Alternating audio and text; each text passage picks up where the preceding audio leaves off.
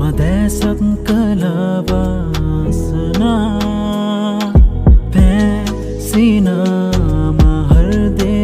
वालई में भावेदी सदा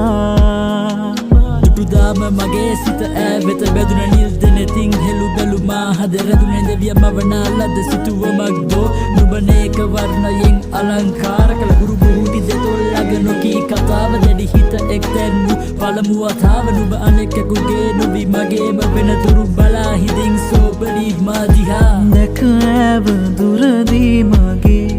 නෙත ගැටුනාට නොදොඩා හද බැඳුනා නගේ